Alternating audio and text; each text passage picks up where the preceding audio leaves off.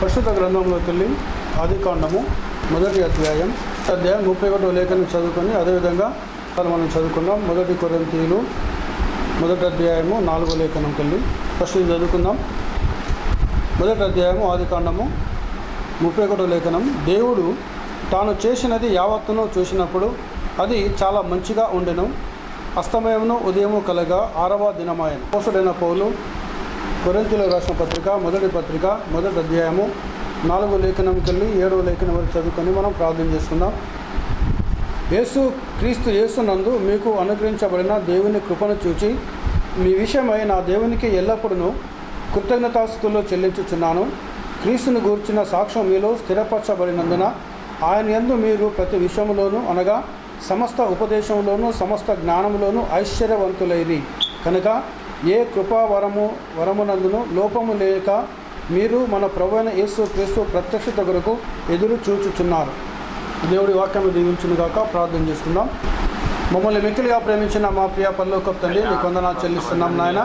రాజులకు రాజా, ప్రభులకు ప్రభా, సర్వశక్తి గల మా తండ్రి, నీ ఘననామాన్ని బట్టి ప్రభా నీకు ఎల్లేని వందనాలు, ఎల్లేని కృతజ్ఞతాస్తులు చెల్లిస్తున్నాం నాయన. ఇంతవరకు తండ్రి పాటల చేత నీ పరిశుద్ధ నామాన్ని మేము మహిమపరిచాం నాయన. మా స్తుతుల సింహాసనమందు ఆసీనుడైన మా తండ్రి, నిన్ను మా మధ్యలోకి ఆహ్వానిస్తున్నాం ప్రభా. మీరు మా మధ్యలోకి దిగిరండినైనా మీ శకిన మహిమను, మీ పరిశుద్ధాత్మను, మీ సమాధాన నెమ్మదిని మా మధ్యలో కుమరించండి. మీ ప్రసన్నతను మా మధ్యలో కుమరించండి. మీ కటాక్షం మా మీద కుమరించండి. మాట్లాడేవారు మీరు కాదు, నేను మీలో ఉండి మాట్లాడుతానని ప్రభా మీరు మాట్లాడిన దేవుడు.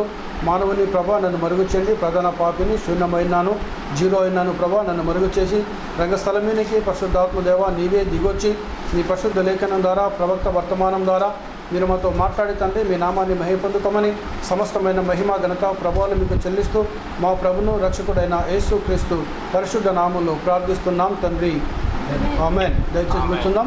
Praise the lord. హల్లెలూయా. దేవుని పరిశుద్ధ నామానికి మహిమ కలుగును గాక. హల్లెలూయా. అపోస్తలుడైన పౌలు కొరింథీయులకు రాసిన మొదటి అధ్యాయము 4వ లేఖనంలో క్రీస్తు యేసునందు మీకు అనుగ్రహించబడిన దేవుని కృపను చూసి మీ విషయమై నా దేవునికి ఎల్లప్పుడూ కృతజ్ఞతాస్తుతులు చెల్లించుచున్నాను. హల్లెలూయా. దేవుని నామానికి మహిమ కలుగును గాక. కుడి వచ్చిన మిమ్మల్ని మీ కుటుంబాలను ప్రభు దీవించి ఆశీర్వదించును గాక. హల్లెలూయా. దేవునికి మహిమ కలుగును గాక. ఇక్కడ చూడండి ప్రియ సోదరుడు, అపోస్తలుడైన పౌలు కొరింథీయులకు రాసిన పత్రిక, ఇక్కడ మీ విషయమై క్రీస్తు యేసునందు మీకు అనుగ్రహించబడిన దేవుని కృపను చూసి, ఇక్కడ చూడండి దేవుడు కృప సత్య సంపూర్ణుడుగా మన మధ్యలో నివాసం చేశాడు. ఆయన దేవుని నామానికి ఘనత కలుగును గాక. ఇక్కడ దేవుడు ప్రభువులు అంటున్నాడు, ఇక్కడ మీ విషయమై అనగా దేవుని యొక్క కృప ఎడల దేవుడు చూపించిన కృపను బట్టి అపోస్తలుడైన పౌలు దేవునికి వందనాలు చెల్లిస్తున్నాడు, కృతజ్ఞతాస్తుతులు చెల్లిస్తున్నాడు. దేవునికి స్తోత్రం. హల్లెలూయా. సో ఇక్కడ మనం చూసుకుంటే దేవుడు చేసిన ప్రతిదీ కూడా చాలా చక్కగా ఉన్నది. ఆది కాండంలో మనం చాలా దిక్కుల మొదటి అధ్యాయం మనం చూసుకుంటూ వస్తే ఆయన చేసిన ప్రతిదీ ఎలా ఉందండి? చదవండి మొదటి అధ్యాయం, ఆది కాండం మొదటి అధ్యాయం 31వ లేఖనం చదవండి. దేవుడు చేసిన ప్రతిదీ కూడా చాలా మంచిగా ఉన్నది. దేవునికి స్తోత్రం కలుగును గాక. చదవండి లేఖనం చదవండి. అధ్యాయం ఇందాక మనం చదువుకున్నాం, ఆది కాండం మొదటి అధ్యాయం 31వ లేఖనం. దేవుడు తాను చేసిన యావత్తును చూచినప్పుడు అది చాలా మంచిగా ఉండెను. దేవునికి స్తోత్రం. హల్లెలూయా. ఆకాశమును చేశాడు దేవుడు, అది చాలా మంచిగా ఉన్నది. సూర్యచంద్రులను చేశాడు దేవుడు, అది చాలా మంచిగా ఉన్నది. దేవునికి మహిమ కలుగును గాక.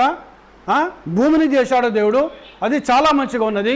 సృష్టిని చేశాడు దేవుడు, అది చాలా మంచిగా ఉన్నది. దేవునికి స్తోత్రం. హల్లెలూయా. అన్నీ కూడా సృష్టి అంతా కూడా చాలా మంచిగా ఉన్నది. దాన్ని చూసి దేవుడు సంతోషించాడు. దేవునికి ఘనత కలుగును గాక. కానీ ఇక్కడ మానవుని చేసిన తర్వాత మానవుని కూడా మంచిగానే చేశాడు. ఎందుకంటే ఆ లేఖనం మనం చివరి లేఖనం కూడా 6వ దినం ఆయన, అంతేనా బ్రదర్? అది 6వ దినం ఏమైంది? సృష్టిని మొత్తం చేశాడు. అది చాలా మంచిగా ఉన్నది. ఎక్కడా కూడా గింత లోపం లేదు. దేవునికి ఘనత కలుగును గాక. ఏ విషయంలో లోపం లేదు. నక్షత్రం చూశాడు, మంచిగా ఉన్నది. చెట్లను పుట్టించాడు, మంచిగా ఉన్నది.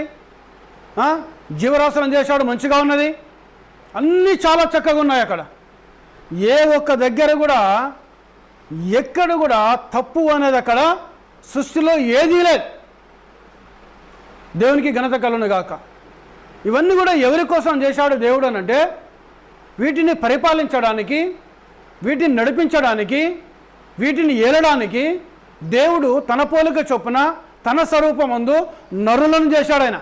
దేవునికి స్తోత్రం, హల్లెలూయా. దేవునికి మహిమ కలుగును గాక. చూడండి, ఇక్కడ మానవుని చేసిన తర్వాత, మనిషిని చేసిన తర్వాత అక్కడ కూడా దేవుడు పురుషుని చేశాడు. అక్కడ కూడా మంచిగానే ఉన్నది. దేవునికి మహిమ కలుగును గాక. ఎప్పుడైతే నరుడు ఒంటరిగా ఉండి ఆ ఏదైనా తోటలో తిరుగుతున్నప్పుడు అది దేవునికి మంచిగా అనిపించలేదు కాబట్టి అతనికి సాటి అయిన సహాయం చేశాడు. దేవునికి స్తోత్రం, హల్లెలూయా. దేవుని నామానికి మహిమ కలుగును గాక. ఆ సహాయం చేసిన తర్వాత అందుకే ప్రవక్త అంటాడు, lady is a by product. ఉప ఉత్పత్తి స్త్రీలు. మొదటి ఉత్పత్తివరునిగా పురుషుడైనాడు. పురుషుల్లోకి వెళ్ళి తీయబడింది కాబట్టి బై ప్రోడక్ట్, ఉప ఉత్పత్తి అయినది. ఇక్కడ స్త్రీని చేసిన తర్వాత అన్నీ మంచిగానే ఉన్నాయి. కానీ ఎక్కడ వచ్చిందనగా దేవుని యొక్క మాటకు అవిధేయత చూపించడం బట్టి, దేవుని మాటకు అవిధేయత చూపించడం బట్టి ఏమొచ్చేసింది? ఒక్క మాటను, ఒక్క అక్షరంను మార్చి, ఒక్క పొల్లును మార్చాడు సాతాను గాడు. దేన్ని మార్చాడండి? ఒక చిన్న పొల్లును మార్చాడు. ఏమన్నాడు అక్కడ దేవుడు? ఈ ఏదైనా తోటలో ఉన్న అన్ని ఫలములను నిరభ్యంతరంగా మీరు తినవచ్చును, కానీ తోట మధ్యలో ఉన్న మంచి చెడులు తెలివిని జ్ఞానమునిచ్చే వృక్ష ఫలం మీరు తినకూడదు. తిను దినమున మీరు చస్తారు లేదా మీరు మరణిస్తారు అన్నాడు. దేవునికి స్తోత్రం, హల్లెలూయా. దేవుని నామానికి మహిమ కలుగును గాక. ఆ మాట చెప్పాడు. ఈ మాట ఆదాముతో చెప్పాడు. ఆదాము తన భార్యకు చెప్పాడు. భార్య చెప్పిన తర్వాత ఈ విషయాలన్నీ మనకు తెలుసు. మనకు సర్పం వచ్చింది, మీరు చావరన్నాడు. ఆ మాట నమ్మింది అవ్వమ్మ. అప్పుడు పాపం ఈ లోకంలోకి వచ్చింది. పాపం వచ్చిన తర్వాత ఏమైపోయింది? ఇక్కడ మంచి అన్నది ఏమైపోయిందండి? మంచి అన్నది లోకంలో లేకుండా పోయింది. హల్లెలూయా. ఎందుకంటే పాపం వచ్చేసింది. పాపం పరిపాలించడం ప్రారంభించింది. కాబట్టి ఇక మంచి లేదు. ఎందుకు లేదు మంచి అనంటే, ఒక ఎగ్జాంపుల్ నేను బైబిల్లోకి తీసుకొని చెప్తాను. నేను ఇద్దరు భక్తులు దేవునికి ప్రార్థన చేస్తున్నారు. బలిపీఠం కట్టారు, ప్రార్థన చేశారు. ఒక ఆయన ఏబేలు, ఒక ఆయన కయీన్. ఏబేలు యొక్క ప్రార్థన దేవుడు అంగీకరించాడు. కయీన్ యొక్క ప్రార్థన దేవుడు అంగీకరించలేదు. ఏమొచ్చేసింది అక్కడ? కయీను లోపల అసూయ వచ్చేసింది. కయీను లోపల అసూయ వచ్చేసి ఏమైపోయింది అనగా, తన తమ్ముడైన ఏబేలును కొట్టి చంపేశాడు. మంచి ఎక్కడ ఉందాడా? ఉన్నదా మంచి? లేదు. కానీ ఇక్కడ మనం బైబిల్లో చూసుకుంటే మొదట 31 లేఖలు చూసుకుంటే దేవుడు తాను చేసిన ప్రతిదీ చూసినప్పుడు అవి చాలా మంచిగా ఉన్నాయి. ఎప్పుడైతే మానవుని యొక్క హృదయంలోకి పాపం వస్తుందో, ఎప్పుడైతే మానవుని యొక్క ఆలోచనలోకి పాపం అనేది వస్తుందో, ఎప్పుడైతే మానవుని యొక్క తలంపులోకి పాపం అనేది వస్తుందో, మానవుని యొక్క ఉద్దేశంలోకి పాపం అనేది వస్తుందో, నీలోకి వెళ్ళి మంచి బయటికి వెళ్ళిపోతుంది.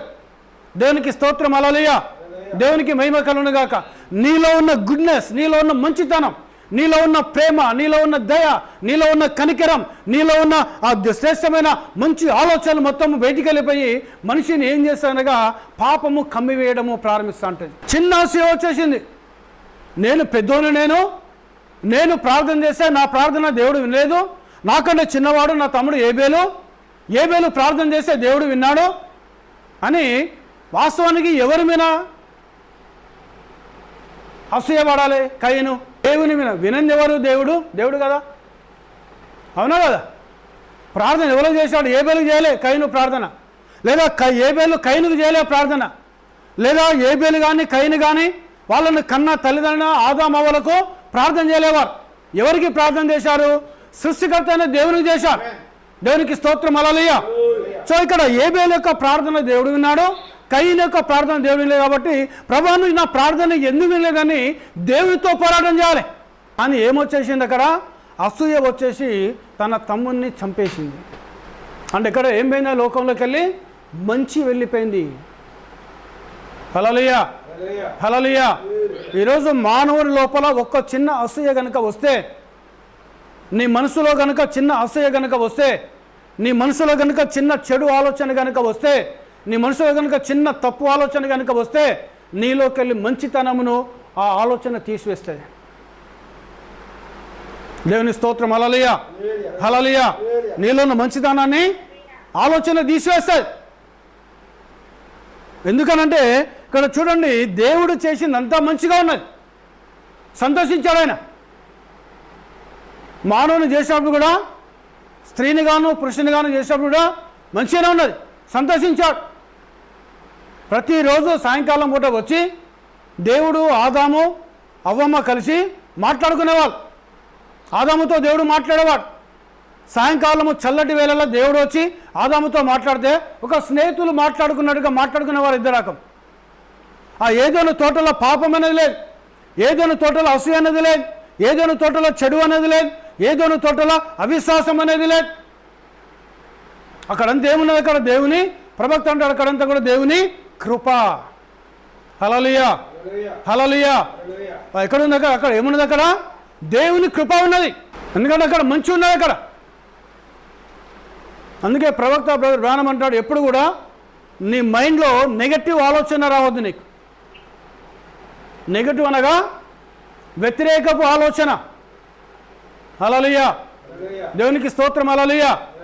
పాజిటివ్గా ఆలోచించాలను. ఏ విషయంలో అయినా పాజిటివ్గా ఆలోచించాలి. దేవుని విషయంలో కావచ్చు, మానవ విషయంలో కావచ్చు, ఏ విషయంలో కూడా మంచిగానే ఆలోచించాలి మనం. ఎందుకంటే బైబిల్ చెప్తుంది, సమస్తము సమకూడి మన మేలు కోసమే.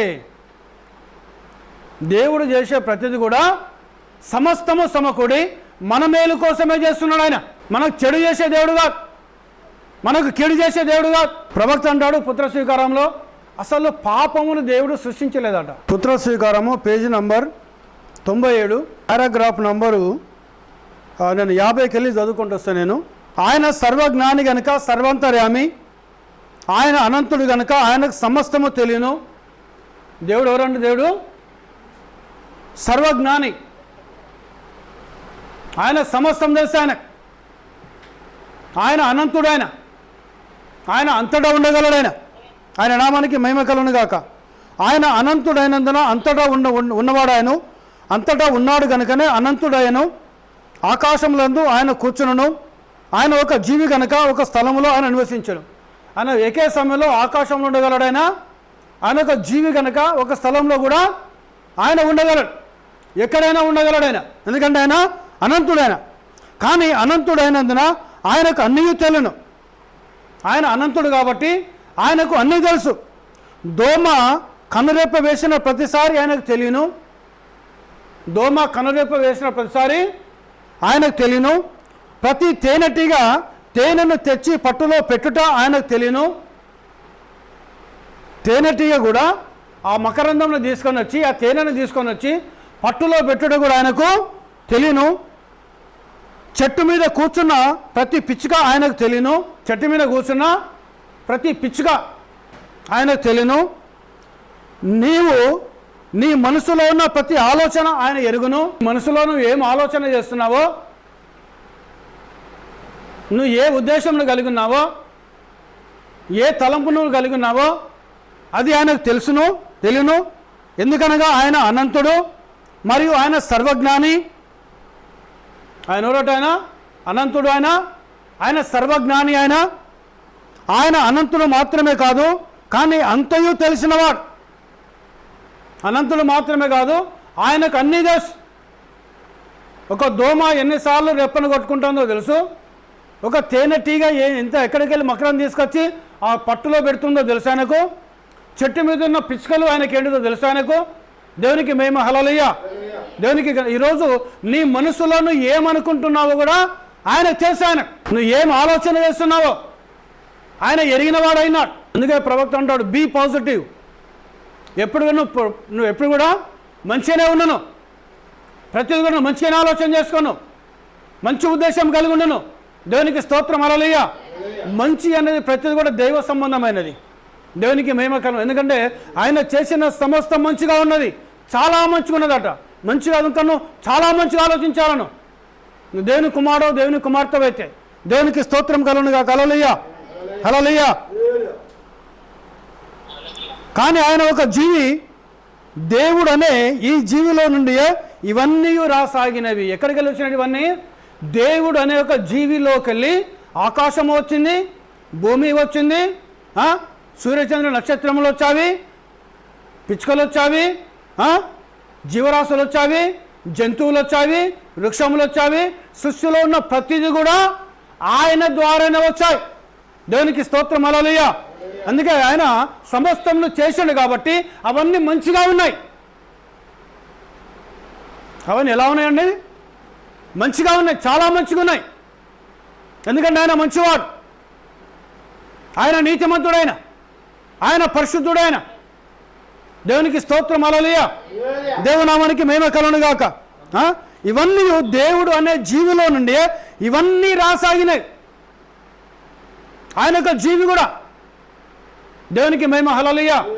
ఎందుకనగా జీవము గలవాడైన ఆయన. ఎవరన్నా ఆయన జీవం గలవాడైన. ఆయన జీవి అయితేనే ఆయన జీవం గలవాడవుతాడు ఆయన. కాబట్టి ఆయన ఒక్కనిలోకి వెళ్ళి సమస్తము వచ్చినాయి. దేవునికి స్తోత్రం. హల్లెలూయా. గత రాత్రి నేను చెప్పినట్టుగా పాపము సృజించబడలేదు. ఇక్కడ చెప్తున్నా అవన్నీ పాపాన్ని సృజించబడలేదని చెప్పడానికి ఎక్స్ప్లెనేషన్గా ప్రవక్త ఏంటంటగా సృష్టిలో ఉన్న ప్రతి దాని గురించి చెప్పుకుంటూ వస్తున్నాడు ఆయన. జంతువులను చేశాడు, మంచిగా ఉన్నాయి, అవునా కదా? వాస్తవాన్ని మానవుని చేశాడు, మంచిగానే ఉన్నది. స్త్రీని చేశాడు, మంచిగానే ఉన్నది. ఆకాశం చేశాడు, మంచిగానే ఉన్నది. భూమిని చేశాడు, మంచిగానే ఉన్నది. జీవరాశులను చేశాడు, మంచిగానే ఉన్నది. వర్షం కురిపిస్తున్నాడు, మంచిగానే ఉన్నది. వెలుగునిచ్చాడు, మంచిగానే ఉన్నది. గ్రహాలనిచ్చాడు, మంచిగానే ఉన్నది. కొండలనిచ్చాడు, మంచిగానే ఉన్నది. అన్నీ మంచిగా ఉన్నాయి, చాలా మంచిగా ఉన్నాయి. కానీ మంచిగా లేనిది ఏంటి? పాపము. హల్లెలూయా. పాపమును దేవుడు సృజించలేదు, తయారు చేయబడింది. పాపము సృజించబడలేదు, పరిపూర్ణత తప్ప మరి ఏది సృజించబడలేదు. ఏం సృజించాడండి? పరిపూర్ణతను సృజించాడు ఆయన. పెర్ఫెక్షన్, పరిపూర్ణతను సృజించిండు ఆయన. దేవుడు అన్నీ మంచిగా సృజించాను, దేవుడు అన్నీ కూడా మంచిగానే సృజించాడు ఆయన. పాపము సృజించబడలేదు, అది పాపము యొక్క సృష్టియే. పాపమును సృజించలేదు ఆయన, సృజించబడలేదు. ఏమంటుండే కదా ప్రవక్త? అది పాపము యొక్క సృష్టియే అని మీరు అని చెప్పడం మీరు విన్నారు, కానీ అది తప్పు. పాపము, దేవుడు ఒక్కడే సృష్టికర్త. దేవుడు పాపమును సృజించలేదు. ఎందుకనగా ఆయన పరిశుద్ధుడు, ఆయనలో దానిని సృజించిన ఏదీ లేదు.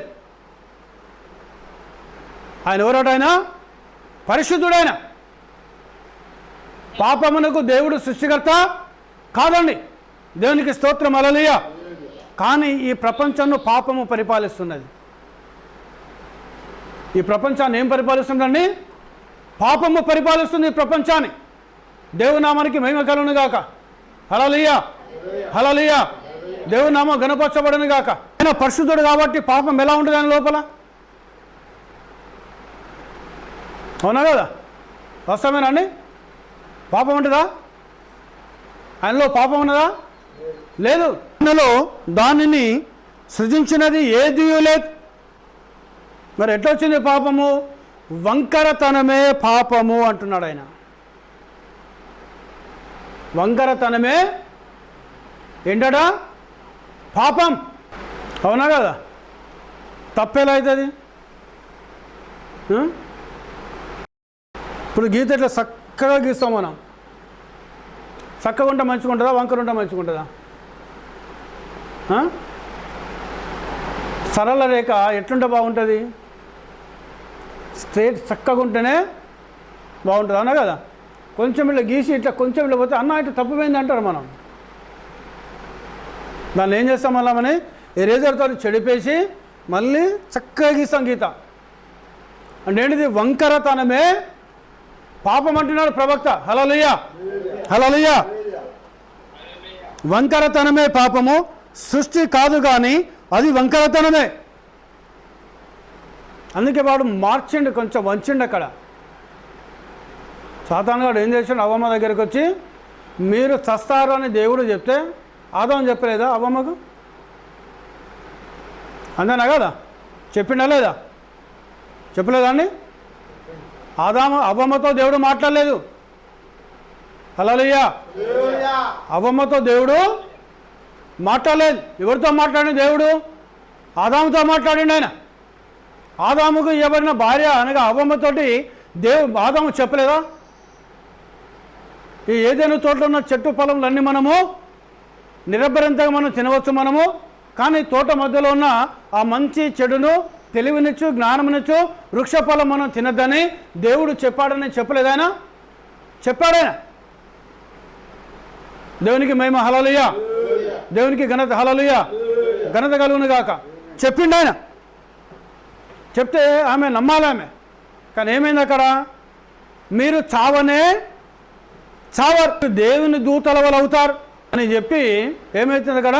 వంకరతనం తీసుకొచ్చిండు వాడు. అందుకే ఇల్లు కట్టేటప్పుడు కూడా చూడండి, ఏదైనా నిర్మాణం చేసేటప్పుడు కూడా చూడండి, ప్రతిదీ కూడా చక్కగా కడతా అంటారు వాళ్ళు. నిర్మాణమైన చూడండి మీరు, ఇల్లు కానీ ఏదైనా వస్తువును చేసుకోవాలనుకున్నా కానీ ఏది కూడా ఆ నిర్మాణం చేసేవాడు ఏం చేస్తూ ఉంటాడు? ప్రతి కూడా చక్కగా చేస్తూ ఉంటాడు. దేవునికి మహిమ, హల్లెలూయా.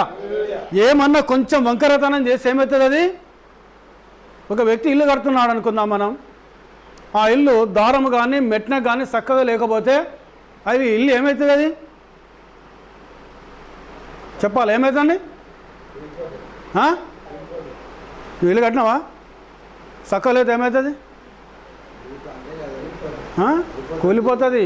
అందుకే దారం పెట్టుకుంటాడు, ఫస్ట్ మెట్నకు చూసుకుంటాడు, దారం పెట్టుకుంటాడు, ఇక్కడికి అక్కడ దారం పెట్టుకొని దారంతో ఇటుకలు కరెక్ట్ ఉన్నాయా లేవా అని చూసుకుంటా అంటాడు. పునాది వేసేటప్పుడు కూడా ఎట్లేస్తాడు? మెట్నకు పునాది వేసుకుంటాడు. అంటే పునాదే చాలా ఇంపార్టెంట్ దేవునికి మహిమకు. అందుకే దేవుడు చేసింది ప్రతి కూడా చక్కగా చేశాడు ఆయన. ఒక నిర్మాణం చేసేవాడు కూడా, ఒక ఇంటి నిర్మాణం చేసేవాడు కావచ్చు, ఒక కారు నిర్మాణం చేసేవాడు కావచ్చు, ఒక బైక్ నిర్మాణం చేసేవాడు కావచ్చు, లేదా ఒక ఫ్లైట్ నిర్మాణం చేసేవాడు కావచ్చు, ఒక రాకెట్ నిర్మాణం చేసేవాడు కావచ్చు, ప్రతిదీ కూడా మేజర్మెంట్స్ తీసుకొని వాని యొక్క ఆలోచన ప్రకారముగా, ఆయన యొక్క ఉద్దేశ ప్రకారముగా, వాళ్ళ యొక్క తలంపు ప్రకారముగా ప్రతిదీ కూడా చక్కగానే చేస్తాడు వాళ్ళు. ఆ చేసే దాని క్రమంలో ఏమన్నా వంకరతనం వస్తే మళ్ళీ ఏం చేశాడు? ఇన్స్పెక్షన్ చేసే వ్యక్తి వచ్చి దాన్ని పరీక్ష చేసి ఆ వంకరతనం ఉన్నదని దాన్ని ఏం చేస్తాడు? రిజెక్ట్ చేస్తాడు. దాన్ని ఎందుకు రిజెక్ట్ చేస్తాడు అనంటే అది చేస్తుంటే అది ఏమైంది? కూలిపోతుంది, పాడైపోతుంది, ప్రజలకు అది ఉపయోగకరముగా ఉండదు. హల్లెలూయా, హల్లెలూయా.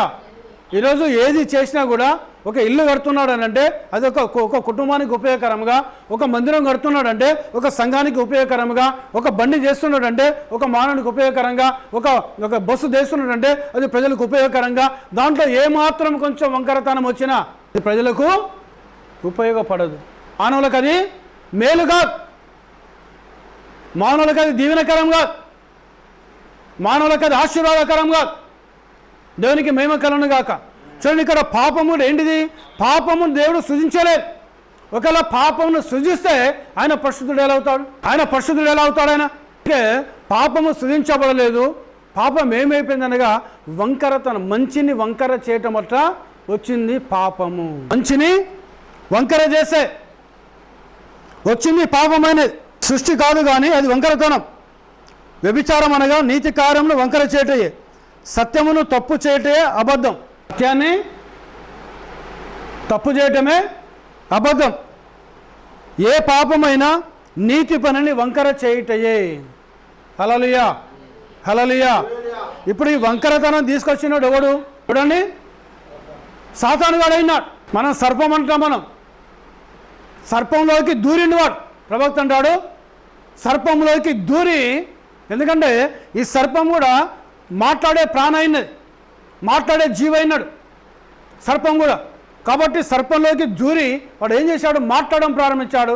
మాటను, దేవుని యొక్క వాక్యమును, ఒక్క పొల్లును వంకరతనం చేయటం వల్ల ఈ లోకంలోకి పాపం అనేది వచ్చింది. హల్లెలూయా, హల్లెలూయా. సో ఇక్కడ వంకరతనమే పాపమైనది. అందుకే నువ్వు ఏది చేసినా చక్కగా చేయాలి. ఏదైనా పని చేసావా చక్కగా చేయాలి. ఏదైనా క్రియ చేస్తున్నావా చక్కగా చేయాలి, మంచిగా చేయాలి. దేవునికి మహిమ కలుగును గాక. చూడండి, పాపం ఏమైనది కదా, నీతిని వంకర చేయటయే పాపం, సత్యమును అబద్ధముగా చెప్పడమే పాపం. దేవునికి మహిమ కలుగును గాక. హల్లెలూయా, హల్లెలూయా. కాబట్టి ఇప్పుడు దేవుడు కూర్చొని ఉన్నాడు. ఎప్పుడు ఆయన తను తాను బయలుపరచుకున్నాను. ఆయన దేవుడు, ఆయన ఎప్పుడు తను తాను రక్షకునిగా బయలుపరచుకున్నాను. మానవుడు తప్పిపోగా ఆయన రక్షించను. మానవుడు ఎప్పుడైతే తప్పిపోతాడో అప్పుడు దేవుడు ఏమయ్యాడైనా రక్షకుడయ్యాడు. దేవునికి స్తోత్రం. హల్లెలూయా. ఇప్పుడు ఒక వ్యక్తి గోతులో పడితేనే కదా అతన్ని పైకి లేపాలి. ఇప్పుడు గోతులో పడకుంటే సహాయం అవసరం లేదు కదా. ఆయన రక్షకుడు అని అంటే పాపంలో పడిపోయిన వాడిని లేపేవాడు రక్షకుడు అయినాడు. ఆయన రక్షణ అనే గుణమున లోపల. కాబట్టి మనిషి పాపంలో పడిపోయినప్పుడు, మానవుడు పాపంలో పడిపోయినప్పుడు ఆయన రక్షించాడు. ఆయన రక్షకుడు కాబట్టి రక్షణ అనే గుణలక్షణం బయటకు వచ్చి ఆ మానవుని పాపంలోకి వెళ్ళి బయటికి తీసి తన రక్తముతో ఆయన కడగడము ప్రారంభించాడు. హల్లెలూయా. ఆయన రక్షించాడు. మానవుడు తప్పిపోగా ఆయన రక్షించను. ఆయన ఎప్పుడో స్వస్థపరచువానిగా బయలుపరచుకున్నాను. ఆయనను గూర్చి జనులేమి చెప్పినా లెక్కకు రాదు. ఆయన ఎల్లప్పుడూ మారని వానిగా ఉన్నాడు. ఆయన స్వస్థపరచువాడు, ఆయన రక్షకుడు, ఆయన దేవుడు, ఆయన నిత్యుడు. ఆయనకు ఒక ఉద్దేశం ఉన్నది. ఆయనను ప్రేమించి ఆయనను ఆరాధించు వారిని స్తుతించవలనను ఉద్దేశమును ఆదిలోనే ఆయన కలిగి ఉండెను. హల్లెలూయా, హల్లెలూయా. ఈ సృష్టి అనేది ఏది లేనప్పుడే ఆయన ఆరాధన, ఆయన దేవుడు అనగా ఆరాధనకు పాత్రుడైన, ఆయన రక్షకుడు, ఆయన స్వస్థపరచువాడు, ఆయన అనంతుడు, ఆయన నిత్యుడైన. దేవునికి మహిమ కలుగును గాక. ఇవన్నీ దేవుని యొక్క గుణలక్షణం. ఆయన రక్షకునిగా ఉన్నాడు, ఆయన స్వస్థపరచవానిగా ఉన్నాడు, ఆయన అనంతునిగా ఉన్నాడు, ఆయన దేవునిగా ఉన్నాడు, ఆయన మారని వానిగా ఉన్నాడు. ఎప్పుడు? సృష్టికి ముందే. ఈ సృష్టిలో ఏది లేనప్పుడే నామ గణపరచబడను గాక. ఈ గుణలక్షణములు ఆయనలో ఉన్నాయి. అందుకే ఆయన చేసిన ప్రతిది కూడా సమస్తము మంచిగా చేశాడు. ఆయన ఇప్పుడు ఎవరు వంకరతనం తీసుకొచ్చారు? సాతాను గారు తీసుకొచ్చాడు. దేవునికి స్తోత్రం. హల్లెలూయా, హల్లెలూయా. అవునా కదా? వంకరతనం ఎవరు తీసుకొచ్చారు ఈ లోకానికి? సాతాను గారు తీసుకొచ్చాడు. ఈ సాతాను గారు తీసుకొచ్చిన వంకరతనం ఏమైపోయింది అనగా మానవుణ్ణి పాపములో పడవేసింది. హల్లెలూయా, హల్లెలూయా. మానవుని పాపంలో పడవేసింది. ఆ తర్వాత ఏమైపోయిందని మానవుడు రోగాలు రావడం ప్రారంభించాయి, మానవునికి కష్టాలు రావడం ప్రారంభించాయి, మానవునికి కరువులు రావడం ప్రారంభించాయి, మానవునికి కాటకాలు రావడం ప్రారంభించాయి. మానవులు ఒకరినొకరు చంపుకోవడం ప్రారంభించారు. ప్రేమ చల్లారిపోయింది మానవ లోపల. హల్లెలూయా, హల్లెలూయా. దేవుని నామానికి మహిమ కలుగును గాక. ఒక్క మాటను వంకర చేయటం బట్టి, ఒక్క అక్షరమును, ఒక్క పొల్లును వంకర చేయబడి. అందుకే ప్రవక్త అంటాడు, నువ్వు ఎప్పుడు కూడా పాజిటివ్గా ఆలోచించాలంటాను. నీ ఆలోచన విధానం ఎలా ఉండాలి? పాజిటివ్గా ఉండాలి. నెగటివ్ వచ్చింది అని అంటే గుర్తుపెట్టుకో, నీ హృదయంలోకి, నీ మనసులోకి సాతానుగాడు వచ్చేసాడు. నెగటివ్ వచ్చిందంటే మనసులోకి సాతానుగాడు వచ్చేసాడు. ఎందుకు అనంటే ఆయన అంతా మంచిగా చేశాడు. ఎక్కడ కూడా చెడు అన్నది లేదు.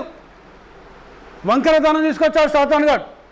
అందుకే యోబు పత్రిక వస్తాడు చూడండి. యోబు గ్రంథం.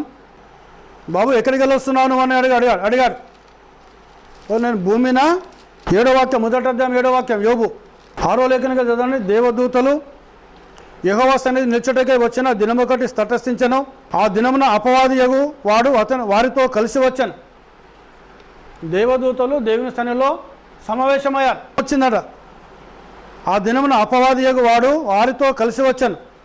వాడిని చూశాడైనా. యెహోవా నీవు ఎక్కడి నుండి వచ్చితివని వారిని అడగగా వాడు భూమి మీద ఇటు అటు తిరుగులాడుచు అందులో సంచరించుచు వచ్చితినని యెహోవాకు ప్రత్యుత్తరం ఇచ్చాను. నేను చక్కగా వచ్చాను ప్రభా అని అడవాడు. చక్కగా వచ్చాను ప్రభా అని సాతాను వాడు చెప్పలే దేవునితో. ఏమన్నాడు వాడు? నేను భూమి మీద ఇటు అటు తిరుగుచూ వచ్చాను. హల్లెలూయా, హల్లెలూయా. ఇటు అటు అంటే ఇటు పోయిండు, ఇటు పోయిండు, ఇటు పోయిండు, ఇటు పోయిండు. చక్కగా రాలేవాడు. వంకరగా వచ్చిండా లేదా? చక్కగా రాలే. అంటే వంకరతనం తీసుకొచ్చేవాడు ఎవరైనారు? అపవాదం అయినది. ఎందుకంటే వాని క్యారెక్టర్ కరెక్ట్ కాదు, వాని జీవనశైలి కరెక్ట్ కాదు, ఎటు అటు తిరిగేవాడు.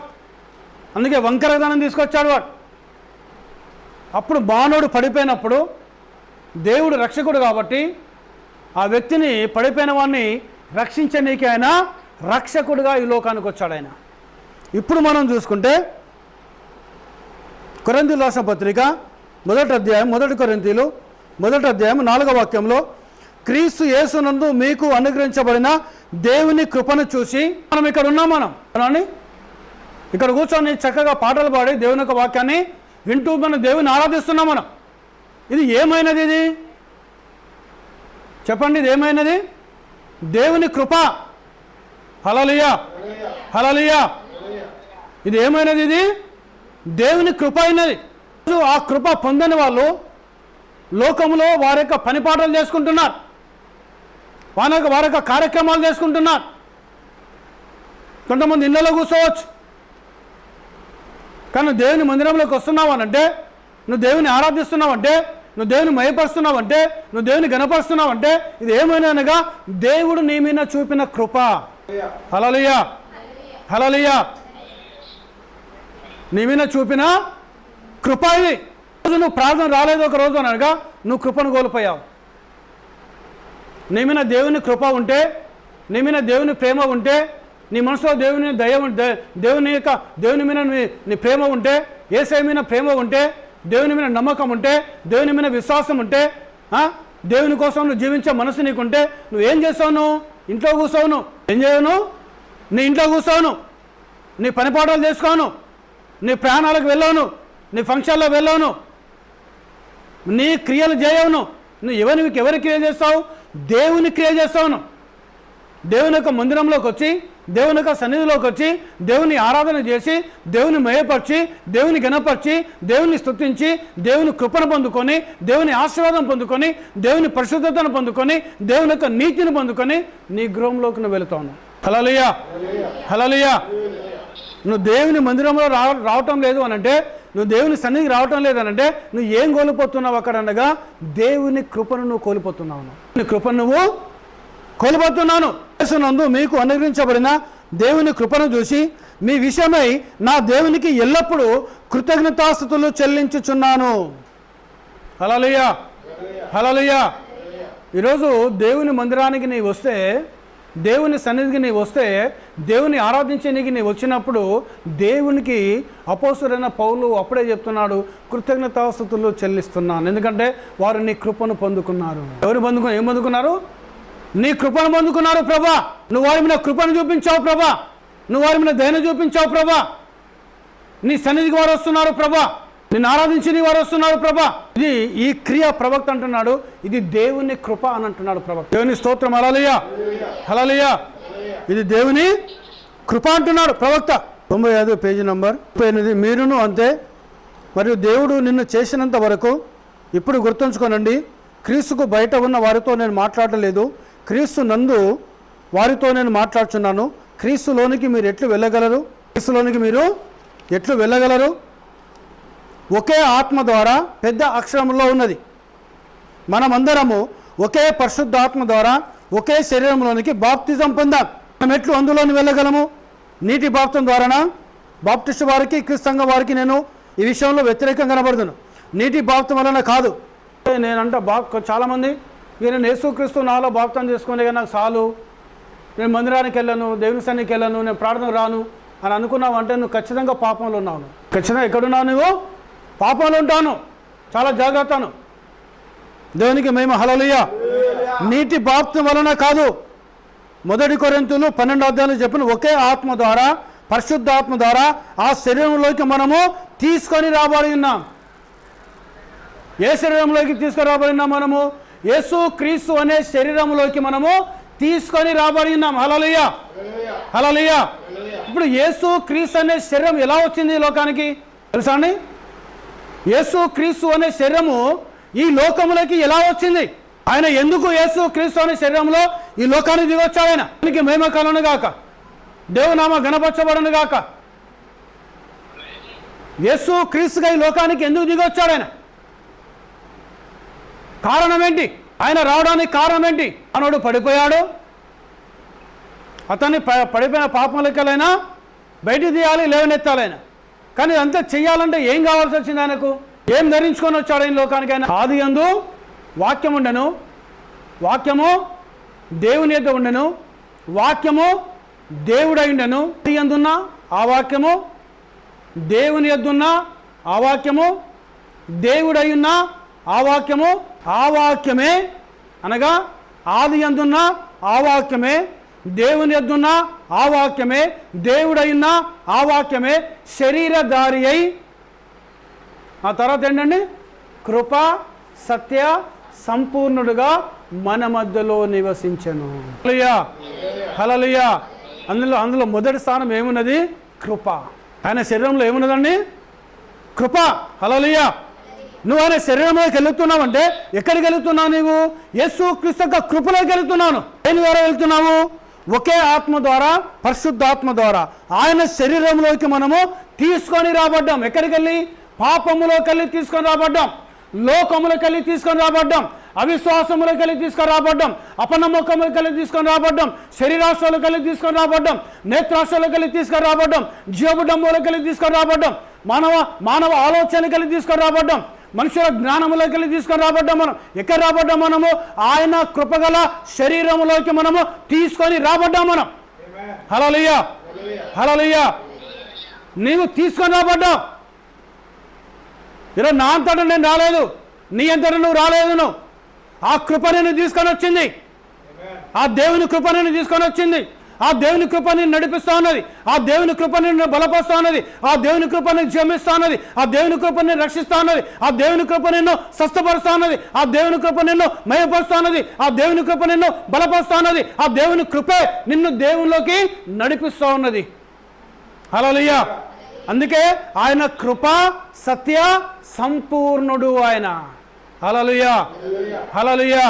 అందుకే నేను బాప్తిసం తీసుకున్నా, యేసు క్రీస్తు నాలోనే బాప్తిసం తీసుకున్నా. ఇక నాకు ప్రార్థన అవసరం లేదు, ఇక నాకు చర్చ అవసరం లేదు, ఇక నాకు మందిరం అవసరం లేదు, ఇక నాకు ఆరాధన అవసరం లేదు. నేను నా ఇష్టానుసారంగా నేను జీవిస్తానంటే గుర్తుపెట్టుకో, ఒక దినం నువ్వు నరకంలో ఉంటావు. అక్కడ అగ్ని ఆరదు, పురుగు చావదు. అక్కడ దేవునికి మహిమ. హల్లెలూయా. నువ్వు కృపను కోల్పోయావు. నీటి బాప్తిసం నిన్ను రక్షించదు, నీటి బాప్తిసం నిన్ను రక్షించదు. అది నిన్ను ఒక సాక్షిగా నిలబెడతాను. నేను దేవునికి స్తోత్రం. హల్లెలూయా. దేవునికి మహిమ కలుగును గాక. తీసుకొని రాబోయినాం. ఆ శరీరం వల్ల మనము క్షేమంగా ఉన్నాము. ఆ శరీరం ఎలా క్షేమంగా ఉన్నదో ఈరోజు నువ్వు అలా క్షేమంగా ఉండాలను. ఏ శరీరం? ఆ శరీరము యేసు క్రీస్తుకు శరీరమైనది. హల్లెలూయా, హల్లెలూయా. నీవు ఆయన శరీరంలో ఉంటే నువ్వు క్షేమంగా ఉంటావు. దేవునికి మహిమ. హల్లెలూయా. అవునండి. ఆయన శరీరంలో నీవు ఉంటే నువ్వు మంచిగా ఉంటాను. ఆయన శరీరం దాటి బయటికి పోతే మంచి ఎక్కడ ఉంది? ఉన్నదా మంచి? లేదు. అందుకే ప్రవక్త అంటాడు, నీవు ఆయన శరీరంలో ఉండాలి, మనము ఎల్లప్పుడూ ఆయన శరీరంలో ఉండాలి. దేవునికి మహిమ. హల్లెలూయా, హల్లెలూయా. నువ్వు క్షేమం ఉంటే క్షేమంగానే ఉంటావు, నీకు అక్కడ రక్షణ ఉన్నది. అందుకే సొలొమోను రాజు ఏమంటాడు? యెహోవా నామము బలమైన దుర్గము, నీతిమంతుడు అందులోకి పరిగెత్తి సురక్షితముగా ఉండును. హల్లెలూయా, హల్లెలూయా. దేవుని యొక్క నామము బలమైన దుర్గము. ఎవరు పోతారు అందులోకి? నీతిమంతుడు మాత్రమే వెళ్తాడు. నీ ఇష్టానుసారం జీవించిన వాని కాదు. నేను నా ఇష్టానుసారం జీవిస్తే నేను వెళ్ళాను, నీవు నీ ఇష్టానుసారం జీవిస్తే నువ్వు వెళ్ళవు. నీవైనా నేనైనా ఆయన చిత్తానుసారంగా జీవించినప్పుడు, హల్లెలూయా, దేవునికి ఇష్టానుసారంగా జీవించినప్పుడు, దేవునికి నమ్మకంగా జీవించినప్పుడు, దేవుని యొక్క సన్నిధిలో జీవించినప్పుడు, దేవుని యొక్క మందిరంలో జీవించినప్పుడు, దేవుని యొక్క కృపలో జీవించినప్పుడు నీకు క్షేమం ఉంటుంది. నీకు హల్లెలూయా, నువ్వు క్షేమంగా ఉంటాను. దేవునికి ఘనత కలుగును గాక. హల్లెలూయా. ఈరోజు మనం క్షేమంగా ఉంటున్నామంటే ఎవరండి? ఎవరండి? ఎవరు? దేవుడు. దేవుడు చూపిన కృప మనమీన. హల్లెలూయా, హల్లెలూయా. దేవుడు మనమీన చూపిన కృప అయినది. దేవుని నామానికి ఘనత కలుగును గాక. అందుకే నీకు క్షేమం ఉండాలి. దేవుడు ప్రతి వారం ఏం కోరుకుంటున్నాడు? ఆయన దేవుని బిడ్డలను క్షేమం ఉండాలను. నీకు బాధ కలగవచ్చు, నీకు ఇబ్బంది కలగవచ్చు, నీకు వేదన కలగవచ్చు, కానీ చివరికి మాత్రం నీకు దేవుడిచ్చేది క్షేమం ఇస్తాడు ఆయన. హల్లెలూయా. ఆ విధంగా దేవుడు వాగ్దానం చేశాడు. ఆ విధంగా ఏం చేశాడు? దేవుడు వాగ్దానం చేశాడు. కల్వరి యొద్దకు మనం వెళ్ళిన మన ఆయనను దేవుడు మరలా శిక్షించును.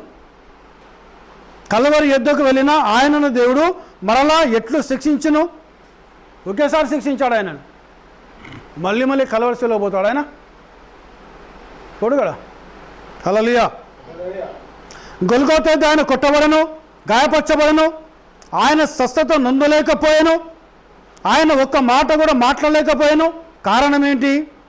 లోక పాపములు ఆయన పైన పడేను. హల్లెలూయా. నా ఒక్కనే కాదండి, నీ ఒక్కనే కాదు, ఆదాము నుండి చివరి మానవుని వరకు. దేవుని స్తోత్రం. హల్లెలూయా. ఆదాము నుండి చివరి మానవుని వరకు అందరి సృష్టిలో ఉన్న ప్రతి మానవుని యొక్క ప్రతి పాపం ఆయన మీద మోపాడు. అందుకే ఆయన నోరు మెదపలేదు. ఆయన నోరు మెదపలేదు. ఆయన పాపిగాడు. మన పాపాలు ఆయన మోపడ్డాయి తప్ప ఆయన పాపి కాదు. మనం పాపులం. మనము దేవుని కృపచేత రక్షించబడ్డ పాపులం మనం. నేను అది నమ్ముతున్నాను. యేసయ్య కృపచేత రక్షించబడ్డ పాపిని నేను. దేవునికి స్తోత్రం. హల్లెలూయా. నీవైనా నేనైనా ప్రపంచంలో ఏ క్రైస్తవుడైనా కూడా ఆయన కృపచేత రక్షించబడ్డ పాపులం మనం. దేవునికి మహిమ కలుగును గాక. ఆయన పాపి కాదు. ఆయన పాపం చేయలేదు. నీ కొరకు నా కొరకే ఆయన అలాగూ పలికెను. నీ కొరకు నా కొరకు ఆయన అలాగూ మారాడు. ఆదాము మొదలుకొని ఆయన రాకడ వరకు ఉండు లోక పాపం అంతటిని ఆయన తన భుజముల పైన వేసుకొనను. ఆయన మధ్యాకాశంలోకి వచ్చేంత వరకు కూడా మానవుల పాపములన్నీ కూడా ఆయన భుజం మీద వేసుకొనను. ఆయన పాపమును శిక్షించినప్పుడు అదెంతో ఘోరముగా కనబడను వేసుకొనను. దేవుడు తన కుమారుని శిక్షించడలేదు, ఆయన పాపమును శిక్షించుచున్నాడు. దేవుడు తన కుమారుని శిక్షించలేదు. దేన్ని శిక్షించాడు? దేవుడు పాపమును శిక్ష వేశాడు పాపానికి. దేవునికి స్తోత్రం. హల్లెలూయా. అందుకే ధర్మశాస్త్రము పాపం అంటే ఏంటో చూపిస్తూ ఉన్నది. అర్థమైందండి? అంతవరకు వరుసలు అనేది లేవు. ఉన్నాయా అంతవరకు? మామ కానీ, అత్త కానీ, చిన్నాన్న కానీ, పెద్దనాన్న కానీ, లివియాకాండం చదవండి, నిర్మయకాండం, లేవియాకాండం, సంఖ్యాకాండం, ద్వితీయోపదేశకాండం చదివితే అక్కడ వరుసలు ఉంటాయి. అక్కడ ఇవి తినవద్దు, ఇవి తినాలి, నువ్వు ఇలా జీవించాలా, ఇలా జీవించవద్దు, నువ్వు ఇది చేస్తే పాపం, ఇది చేయకపోతే నీతి అని ధర్మశాస్త్రం చూపిస్తూ ఉన్నది.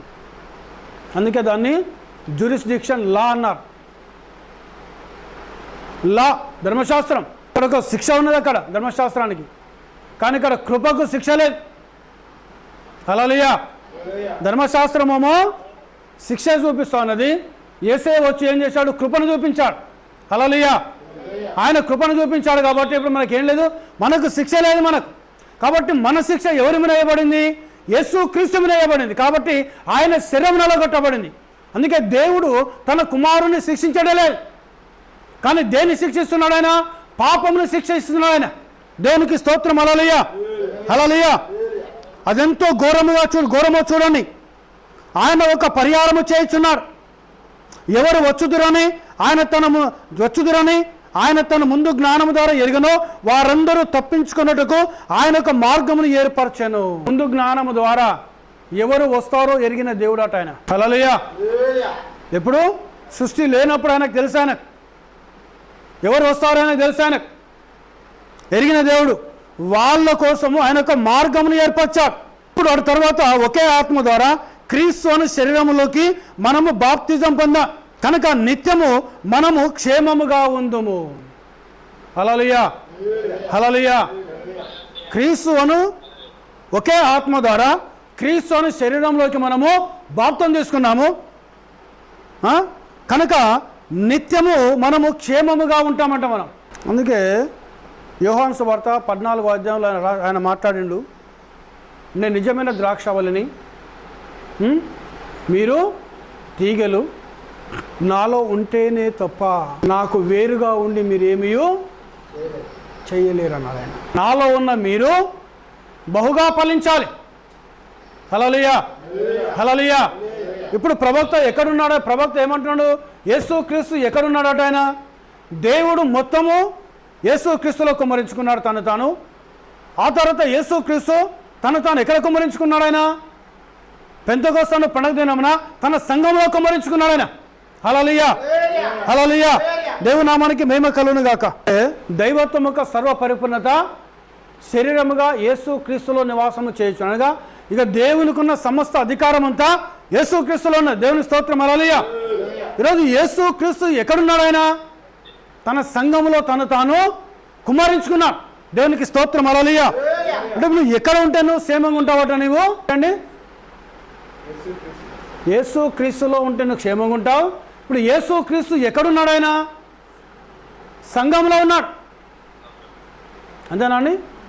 కొరింథీ రాసిన పత్రిక అపోస్తలుడైన పౌలు ఏమంటాడు? సంఘము అను శరీరమునకు ఆయన శిరస్సై ఉన్నాడు. హల్లెలూయా, హల్లెలూయా. సంఘమును శరీరమునకు ఆయన శిరస్సై ఉన్నాడు. ప్రతి నరము ప్రతి కీలు ఆయనలో అతకబడి ఉన్నది. హల్లెలూయా. నువ్వు ఎక్కడుంటే క్షేమంగా ఉంటావు నువ్వు అని అంటే, ఈరోజు నువ్వు యేసుక్రీస్తులో ఉంటే క్షేమంగా ఉంటావు. ఆ యేసుక్రీస్తు ఎక్కడ ఉన్నాడు అనగా ఆయన తన సంఘంలో ఉన్నాడు. హల్లెలూయా. ఈరోజు నువ్వు సంఘంలో ఉంటే క్షేమంగా ఉంటావు. నువ్వు గుర్తుపెట్టుకున్నావు. ఆటోమేటిక్గా ఆయన క్షేమం నిన్ను ఆవరించేస్తుంది. దేవునికి మహిమ కలుగును గాక. హల్లెలూయా. అర్మేనియా విశ్వాసాలకి ఇది వింతగా దోచును. ఎందుకనగా వారు ఏదో ఒక మంచి పని చేయటం ప్రయత్నించారు. ఒకేసారి రెండు క్రియలు ఎట్లు జరుగును? సరే, వేరే ఆర్మేనియా అనక వాళ్ళ గురించి ఇక్కడ ప్రభుత్వం మాట్లాడు, దాని అది మనకు సంబంధం లేదు. అయితే ఒకేసారి రెండు పనులు ఎలా చేయగలను? చేయలేవు కదా. ఒకేసారి రెండు క్రియలు ఎట్లు జరుగును? కృప ద్వారానే అవును కదా, క్రియల ద్వారానే కావాలను. అయితే కృప ద్వారానే కావాలి లేదా క్రియల ద్వారానే కావాలి. ఆ రెండు వేర్వేరు.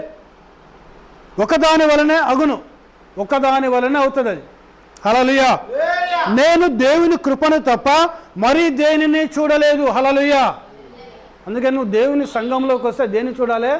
దేవుని కృపను చూడాలి. ఏది నీ కనబడదు నీకు చూడాలను, దేవుని కృపను చూడాలి. హల్లెలూయా. అందుకే ఇక్కడ పౌలు ఏం మాట్లాడుతున్నాడు అని చూడండి. క్రీస్తు యేసునందు మీకు అనుగ్రహించబడిన దేవుని కృపను చూసి మీ విషయమై నా దేవునికి ఎల్లప్పుడూ కృతజ్ఞతాస్తుతులు చెల్లించుచున్నాను. క్రీస్తును గూర్చిన సాక్ష్యం మీలో స్థిరపరచబడినందున ఆయన యందు మీరు ప్రతి విషయములోను అనగా సమస్త ఉపదేశములోను సమస్త జ్ఞానములోను ఐశ్వర్యవంతులైతిరి. హల్లెలూయా, హల్లెలూయా. కృపను పొందిన తర్వాత ఏం కావాలి? ఆయన గురించిన జ్ఞానములో, ఆయన గురించిన ఉపదేశములో నీవు ఐశ్వర్యవంతులు కావాలను. ఎందుకని ఆయన కృపను పొందుకున్నావు. మహిమ కలుగును గాక. హల్లెలూయా, హల్లెలూయా. కృపను చూడలేను.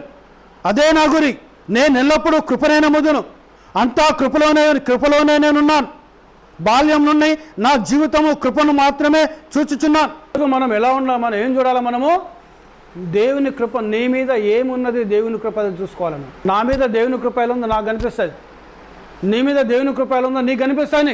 హల్లెలూయా. దేవునికి మహిమ కలుగును గాక. హల్లెలూయా. అంతా కృపలోనే ఉన్నది.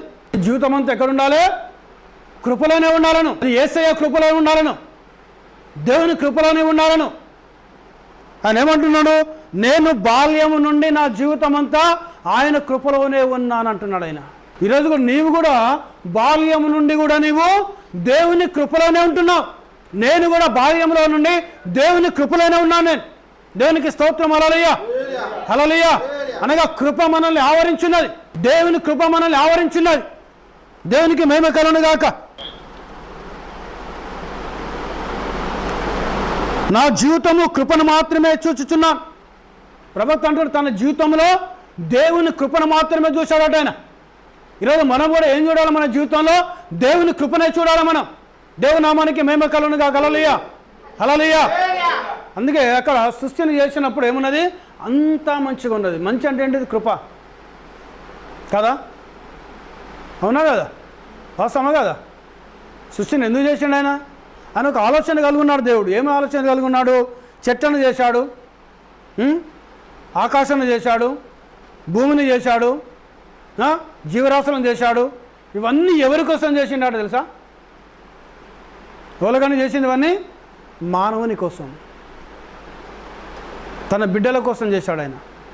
అందుకే ఈ సృష్టిలో ఉన్న ప్రతిదీ కూడా మానవునికి ఉపయోగపడుతుంది. ఉపయోగపడని వస్తువు ఏది కూడా సృష్టిలో ఏది చేయలేదు దేవుడు. హల్లెలూయా. ఈ సృష్టి మీద నాయకత్వం ఎవరికి ఇచ్చాడు? దేవుడు తన కుమారుడిన ఆదాముకి ఇచ్చాడు. ఆదాముని ఎక్కడికి వెళ్ళిపోయింది? అది సాతాను చేతుల్లోకి వెళ్ళిపోయింది. అది మళ్ళీ కల్వరిశిలో యేసయ్య వచ్చి వాని తలను చిత్తగొట్టి అధికారం తీసుకొని ఎవరికి ఇచ్చాడు? ఆయన మరలా తన సంఘంలోకి ఇచ్చాడు. సంఘం అని ఎవరు? ఈరోజు నీవు నేను. అర్థమవుతుందని సంఘం అంటే ఎవరు? ఈరోజు మనం. హల్లెలూయా, హల్లెలూయా. ఈరోజు మనం ఏమైనా మనం దేవుని సంఘమైనా మనం. ఈరోజు దేవుడు ఆదాముకి ఇచ్చిన దేవుడు ఆదాముకి ఇస్తే ఆదాము కోల్పోతే రెండవ ఆదామైన యేసయ్య వచ్చి సాతాను తలను చిత్తగొట్టి వాళ్ళ చేతులకు అధికారం తీసుకొని ఎవరికి ఇచ్చాడు ఆయన? తన సంఘంకి ఇచ్చాడు ఆయన, తన కుమారులకు ఇచ్చాడు ఆయన. ఈరోజు మనం దేవుని పిల్లలమైనా మనం. ఈరోజు మనం దేవుని కుమారులమైనా మనం. అందుకే యోహాను సువార్త 1వ అధ్యాయంలో ఏమంటాడు ఆయన? మీరు దేవుని కుమారులు అను అధికారమును మీరు కలిగి ఉన్నారు. ఆ మాట చదవండి. యోహాను సువార్త 1వ అధ్యాయంలో, నన్ను ఎందరు అంగీకరించుతారో వారందరికీ, అనగా తన నామమందు విశ్వాసముంచు వారికి దేవుని పిల్లలగుటకు ఆయన అధికారము అనుగ్రహించాను. హల్లెలూయా. అనుగ్రహించాడు, మనకి ఇచ్చాడు ఆయన కృప ద్వారా. దేవుని పిల్లలు అవ్వడానికి, దేవుని కుమారులు అవ్వడానికి, దేవుని కుమార్తెలు అవ్వడానికి ఆయన కృప ద్వారా మనకు అధికారం ఇచ్చాడు, తన నామమును అంగీకరించిన వారికి. హల్లెలూయా, హల్లెలూయా. ఈరోజు మనం ఆయన నామాన్ని అంగీకరిస్తున్నాం మనం. అవునండి, వాస్తవమే కదా? అందరూ తుణీకరిస్తున్నారు, అన్నీ చేస్తారు. దయ్యాలను యేసుక్రీస్తు నామములో వెళ్ళగొడతారు, రోగులకు యేసుక్రీస్తు నామములో ప్రార్థన చేస్తారు, అద్భుతాలు, మహత్కారాలు, సూచక్రియలు, భాషలకు అర్థం అన్నీ యేసుక్రీస్తు నామములో చేస్తారు. కానీ ఒక్క దగ్గరికి వచ్చేసరికి అబ్బాయి అలా కాదండి. ఏంటిది అది? బాప్తిజం వచ్చేసరికి యేసుక్రీస్తు నామములో బాప్తిజం ఇవ్వరు, యేసుక్రీస్తు నామములో బాప్తిజము తీసుకోరు. హల్లెలూయా. అలా కాదండి, యేసు ప్రభు చెప్పాడు కదా, తండ్రి కుమార ఆయన చెప్పింది కూడా కరెక్ట్ చేస్తలేరు వీళ్ళు. ఆయన తండ్రి యొక్క కుమారుని యొక్క పరిశుద్ధాత్మ యొక్క నామములో తీసుకోమన్నాడు ఆయన. ఇప్పుడు యేసు ప్రభు లోకానికి వచ్చాడు. ఎట్లా వచ్చాడు ఆయన? నేను నా తండ్రి నామమున వచ్చున్నాను. హల్లెలూయా, హల్లెలూయా. అవునండి, నేను నా తండ్రి నామంలో ఈ లోకానికి వచ్చాను. మరి ఏ నామం పెట్టబడింది ఆయనకు? గాబ్రియేలు దూత వచ్చి మరియమ్మతోటి యోసేపుతోటి ఏమని చెప్పాడు ఆయన? యేసు అను పేరు పెట్టుదువు, తన ప్రజలను వారి పాపములకెళ్ళి ఆయన రక్షించును గనక ఆయనకు యేసు అను పేరు పెట్టుదువు అని అన్నాడు. హల్లెలూయా. ఇప్పుడు యేసు అను పేరు ఎవరిది? తండ్రి అనే దేవుంది. హల్లెలూయా. ఈ మాట ఎవరు చెప్తున్నా? యేసు ప్రభు చెప్తున్నా ఏమని? నేను నా తండ్రి పేరున వచ్చాను ఇక్కడికి అన్నాడు ఆయన. హల్లెలూయా. అంతేనాని? ఇప్పుడు యేసు అనే పేరు ఎవరిది? తండ్రిది. కుమారుని పేరు ఏమైనది? యేసు అయినది. ఇప్పుడు పరిశుద్ధాత్మ పేరు ఏమై ఉండాలి? యేసే. ఎందుకంటే యోహాను సువార్త 14:26 వాక్యంలో నా నామమున పంపబోవు పరిశుద్ధాత్మ అన్నాడు ఆయన. అంటే పరిశుద్ధాత్మ కూడా యేసుక్రీస్తు నామంలోనే వస్తుంది. అందుకే తండ్రి పేరు యేసుక్రీస్తే, కుమారుని పేరు యేసుక్రీస్తే, పరిశుద్ధాత్మ పేరు కూడా యేసుక్రీస్తే. కాబట్టి ఆ పేరే చెప్పాడు లూకాసు వార్త 24:46 వాక్యంలో యేసు ప్రభు. అది తీసుకొచ్చి అపోస్తలులకు తెలుసు కాబట్టి అపోస్తలులు చేంజ్ చేశారు. అపోస్తలుల కార్యం 2:30లో ఆ విధంగా ఇచ్చేశారు వాళ్ళు. కానీ అన్నీ చేస్తారు కానీ ఆ నామం అంగీకరించారు. అందుకే ఈరోజు మనము ఆయన నామం అంగీకరించాము కాబట్టి దేవుని పిల్లలుగా అగుటానికి మనకు దేవుడు అధికారమును అనుగ్రహించాడు. ఇది దేని ద్వారా జరిగింది? ఆయన కృప ద్వారా. హల్లెలూయా, హల్లెలూయా. అందుకే నేను కృపను మాత్రమే చూస్తానంటున్నాడు ఆయన. నా జీవితంలో నేను దేవుని కృపనే చూస్తాను. నేను బాల్యమికెళ్ళి దేవుని కృపే నన్ను నడిపిస్తున్నది. ఈరోజు వరకు కూడా దేవుని కృపే ఉన్నాయి నాలో. చనిపోతూ కూడా దేవుని కృపే నాతో ఉంటుంది. నిత్యజానికి వెళ్ళేది కూడా, తీసుకొని వెళ్ళేది కూడా దేవుని కృపే అంటున్నాడు ఆయన. దేవునికి స్తోత్రం. హల్లెలూయా. ఒక సామెత చెప్తాను, నీవు నా వీపు గోకితే నేను నీ వీపు గోకుతును అని అందరు. అది ఘోరమగు సామెత. మీరు నా వీపు గోకినా గోకకపోయినా మీ వీపు గోకుట అవసరమైతే తప్పక నేను గోకుదును. చూడండి, కృప అదేంటిదట? అది నీవు నాకు మేలు చేస్తా, నేను నీకు మేలు చేస్తా, ఇది కాదు. దేవుని కృప కాదు అది. నువ్వు నాకు సహాయం చేస్తా, నేను నీకు సహాయం చేస్తా, ఇది దేవుని కృప కాదు. అది మత్తయి సువార్త యేసుప్రభువు చెప్పాడు, మీరు సహాయం చేసిన వారికి మీరు సహాయం చేస్తే ఏమి గొప్పతనం ఉన్నదా? మత్తయి సువార్తలో మిమ్మల్ని ప్రేమించిన వారిని మీరు ప్రేమిస్తే మీకేం గొప్పతనం? మీ శత్రువులను ప్రేమించండి, అప్పుడు మీరు పరలోకమందున్న మీ తండ్రికి పిల్లలు అవుతారన్నాడు ఆయన. హల్లెలూయా, హల్లెలూయా. మీరు దేవుని పిల్లలు కావాలంటే నువ్వు ఏం చేయాలను? నీ శత్రువును ప్రేమించాలను. అందుకే ఏమంటున్నాడు? నీవు నా వీపు గోక్తా, నేను నీ వీపు గోక్తా. ఇది కాదు, అది చాలా ఘోరమైన సామెత. నువ్వు గోకినా గోకకపోయినా నేను నిన్ను గోకుతానే. అదేంటిది? దేవుని కృప. అవునండి, చూడండి, ప్రేమ ద్వారా కృప పని చేయును. ఏం చేస్తాడట? కృప ఎట్లా పని చేస్తుంది? ప్రేమ ద్వారా. కృప పని చేయాలంటే ఏముండాలి నీకు? యేసు క్రీస్తును ప్రేమించే మనసు నీలో ఉండాలి. ఏమైనా పని చేయాలంటే ఎట్లా ఉండాలి? ఏముండాలి నీకు? ఎవరిని ప్రేమించాలి? యేసును ప్రేమించాలను. హల్లెలూయా. నువ్వు యేసు ప్రభువును ప్రేమించకపోతే దేవుని కృప నీ మీద పనిచేయదు, దేవుని కృప నీలో కనిపించదు. ఈరోజు మనం ఎవరిని ప్రేమించాలి? కానీ మనం ఏం చేస్తాం? యేసు ప్రభువుకు మనం మొదటి స్థానం ఇస్తామా? ఇస్తామండి? అస్సలేగా మనం మా అమ్మను ప్రేమించాలా బాగా. మా అమ్మ మాట వినాలి, మా నాన్న మాట వినాలి, నా భార్య మాట వినాలి, నా భర్త మాట వినాలి, మా పిల్లల మాట వినాలి, మా స్నేహితుల మాట వినాలి, మా చెల్లె మాట వినాలి, మా అన్న మాట వినాలి, మా అధికారి మాట వినాలి. ప్రవక్త అంటాడు, రాజు ఆజ్ఞాపించిన ఆలస్యం చెయ్యి. రాజు ఒకవేళ ఆజ్ఞాపించిన ఆలస్యం చేయను, దేవుని ఆజ్ఞను ఆలస్యం చేయకన్నాడు ఆయన. హల్లెలూయా, హల్లెలూయా. దేవుని ఆజ్ఞను కనుక ఆలస్యం చేస్తే నీలో పాపం వచ్చేసాయి నీకు. దేవునికి మహిమ. హల్లెలూయా. ఒకవేళ రాజు ఆజ్ఞను ఆలస్యం చేసినా పర్వాలేదు. ఇప్పుడు రాజు అంటే అధికారులు అయినారు. నీ రాజు మాట వినకున్నాను పర్వాలేదు, నీ అధికారుల మాట వినకున్నా పర్వాలేదు, నీ మీద ఉన్న పెద్దవాళ్ళ మాట వినకున్నాను పర్వాలేదు, కానీ దేవుని మాట విను. దేవుని మాటను వింటే వాళ్ళ మనసులను మార్చగల దేవుడు ఆయన. హల్లెలూయా. మార్చలేడాన్ని? కానీ మనం ఏం చేస్తాం? మనం ఆరాధన వదిలిపెట్టుకొని మనము పెళ్ళిలో పోతాం, ఆరాధన వదిలిపెట్టి మనం ఫంక్షన్లో పోతాం, ఆరాధన వదిలిపెట్టి మనము సమావేశాలు పోతాం, ఆరాధన వదిలిపెట్టి మనము పనులు చేసుకుంటాం. దేవుని ఆరాధన వదిలేసుకొని అంటే మనం ఏం చేస్తాం? ఎట్లా చూస్తున్నాం? మనము దేవునికి చాలా చీప్గా చూస్తున్నాం. మనం దేవుని సన్నిధి మనము ఎట్లా చూస్తున్నామండి? చాలా చీప్గా చూస్తున్నాం మనం. ఇక్కడ ప్రేమ దేవుని మీద నీకు పోదాం. ఈ వారం పోకున్నా పర్లేదు, నెక్స్ట్ వీక్ పోవచ్చులే. మనం పోతున్నా తెలుసాను. ఇలాంటి ఆలోచనలు ఉంటే నీలో వంకరతనం తీసుకొస్తుంది కదా. వాస్తవమేనా? ఏం తీసుకొస్తుంది? వంకరతనం తీసుకొస్తుంది. ఆ వంకరతనం ఏం చేస్తుంది? నిన్ను పాపంలో తీసుకొని పోతుంది. ఇక పాపంలో నువ్వు పోయిన తర్వాత దేవుని కృప ఎక్కడ ఉంటుంది?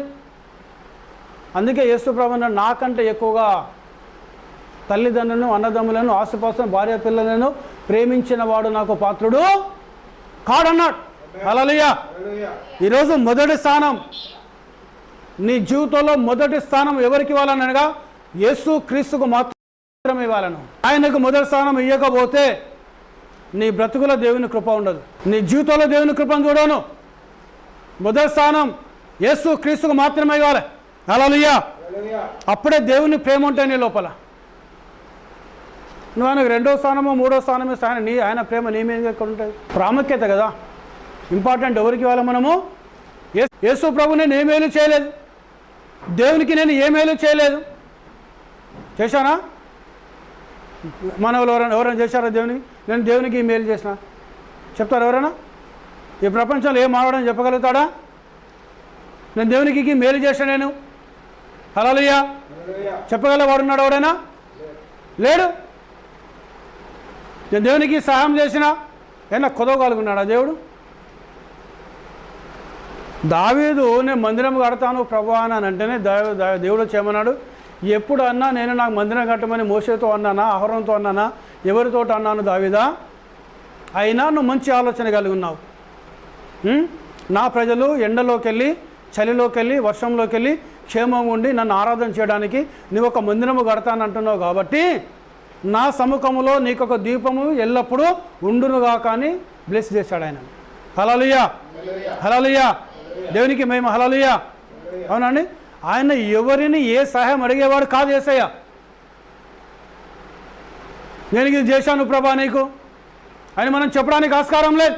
నువ్వు ఏమి చేయకమునిపై ఆయన మనకు చేశాడు. ఆయన ఏం చేశాడు? ఆయన తన ప్రాణమును మన కోసం పెట్టాడు, తన రక్తమును మన కోసం ధారపోశాడు.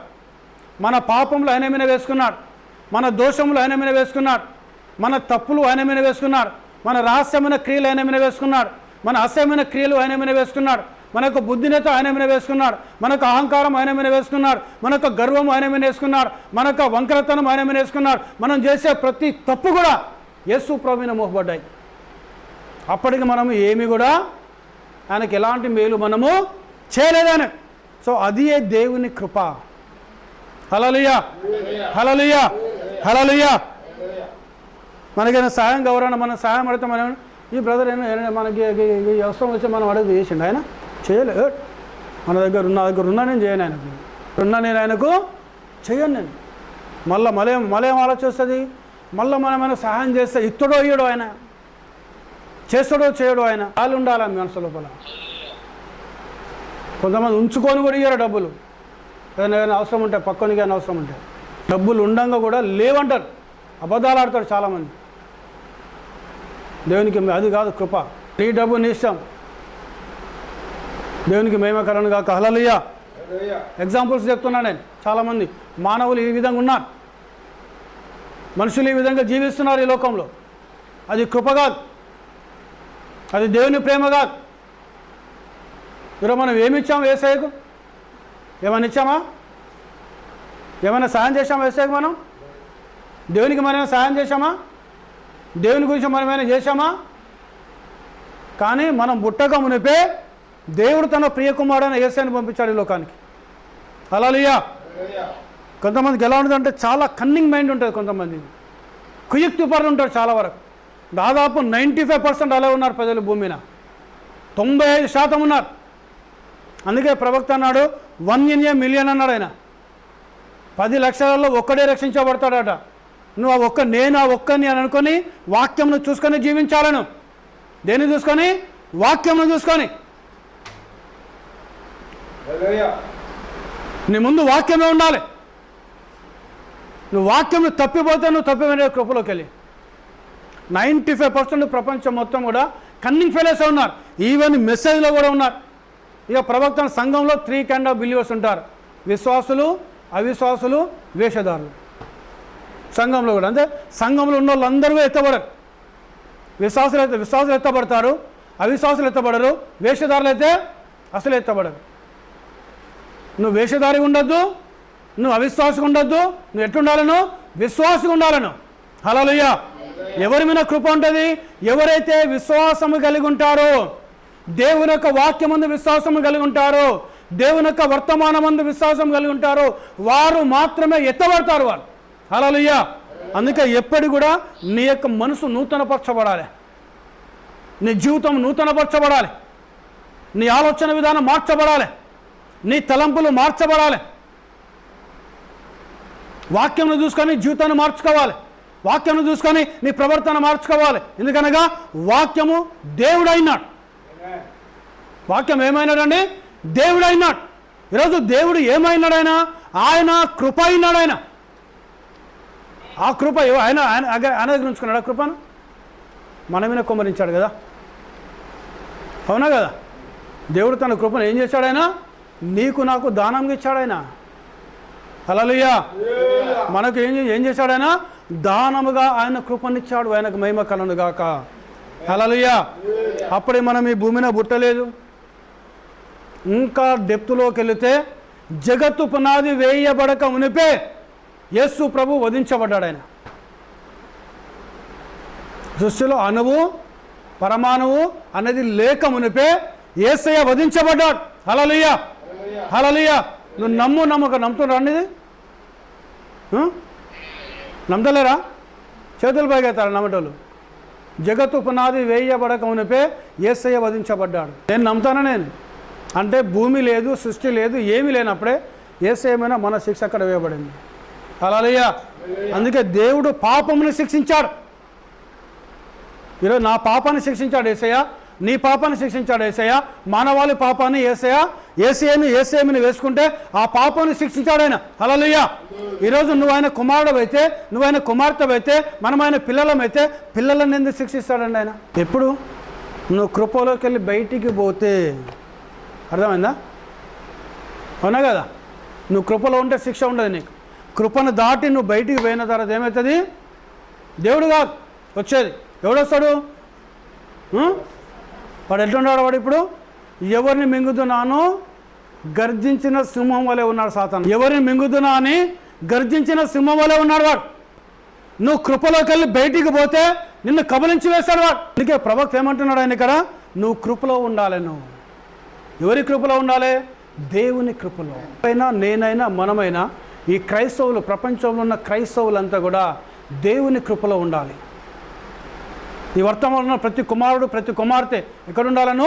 యేసయ్య కృపలో ఉండాలను. అప్పుడు ఏం చేయాలి? కృప నిన్ను కాపాడుతూ ఉంటుంది, కృప నిన్ను స్వస్థపరుస్తూ ఉంటుంది, కృప నిన్ను దీవిస్తూ ఉంటుంది, కృప నిన్ను ఆస్వాదిస్తూ ఉంటుంది, కృప నీకు బలం ఇస్తూ ఉంటుంది, కృప నిన్ను నిలబెడతా ఉంటుంది. కృపే నిన్ను మధ్యాకాశములకు ఆయన యొద్దకు దేవుని కృపే తీసుకొని వెళుతుంది. హల్లెలూయా. అందుకే ఆయన కృపా సత్య సంపూర్ణుడుగా మన మధ్యలోకి వచ్చాడు. ఆయన పేరే ప్రభువైన యేసు క్రీస్తు అయినాడు. ఈ కొద్ది మాటలు దేవుడు మనం దీవించును గాక. ప్రార్థన చేసుకుందాం. అందరు తలలు వంచండి. పరిశుద్ధమైన మా తండ్రి, నీకు వందనాలు చెల్లిస్తున్నాము నాయన. దయగల మా దేవా, నీకు స్తోత్రములు చెల్లిస్తున్నాం. కృపగల మా తండ్రి, నీకు వందనములు చెల్లించుకుంటున్నాం నాయన. ఈ జగత్తులో మేము గుట్టక మునిపే ప్రభా, క్రీస్తులో మమ్మల్ని చూసుకుని అయినా మా పాపాలు, మా అతిక్రమాలు, మా దోషాలు, మా శాపాలు, మా యొక్క గర్వము, అహంకారము, చెడుతనము, మా రోగాలు, మా వ్యాధులు, మా ఇబ్బందులు, మా శోధనలు అన్నింటి కోసం నాయన సృష్టికి ముందే ప్రభా నీ ప్రియ కుమారుడు, మా రక్షకుడైన యేసయ్యను మీరు వధించారు తండ్రి. నీకు వందనములు చెల్లించుకుంటున్నాం. ఆయన కృపను బట్టి మేము రక్షించబడ్డాము, ఆయన కృపను బట్టి స్వస్థపరచబడ్డాము, ఆయన కృపను బట్టి బలపరచబడుతున్నాం, ఆయన కృపను బట్టి లోకంలో సజీవులుగా ఉన్నాం, ఆయన కృపను బట్టే ప్రభా ఈరోజు మేము సంఘముగా ఉన్నాము నాయన. నీకు వందనములు తండ్రి. ఇతబని వాక్యంలో ప్రభా మీరు 30 60 100 దీవించండి. సంఘంలో పరిచర్యమైన మీ శాంతిని, మీ సమాధానం, మీ నెమ్మదిని, మీ పరిశుద్ధాత్మ యొక్క ప్రసన్నతను ప్రభా మీరు కుమ్మరించమని మేము ప్రార్థిస్తున్నాం. ఈ వాక్యం ప్రభా సాతాను గారు దొంగిలించుకొని పోకుండా ప్రభా నీ పరిశుద్ధాత్మ కాపుదల పెట్టండి తండ్రి. నీకు స్తోత్రములు చెల్లిస్తూ ఎవరైతే అవసరతలు ఉన్నారో వారు ముట్టండి. అనారోగ్యం ఉంటే స్వస్థపరచండి, శోధనలకి విడిపించండి, సాతాను బంధకులు విడిపించండి, మాంత్రిక శక్తులు విడిపించండి, దురాత్మలకి విడిపించండి, దయ్యంలకి విడిపించండి, శ్లోకంలకి విడిపించండి, శరీరాశ, నేత్రాశ, జీవబడంబులకి విడిపించి తండ్రి నీ బిడ్డలుగా జీవించే కృపను వారికి దయచండి. వారిని బలపరిచి, వారిని స్థిరపరిచి, దీవించి ఆస్వాదించమని మమ్మల్ని మేము తగ్గించుకుంటూ నీ నామాన్ని మయపరుస్తూ మా ప్రభును రక్షకుడైన యేసు క్రీస్తు పరిశుద్ధ నామములో ప్రార్థించి అడుగుచున్నాం తండ్రి. ఆమేన్.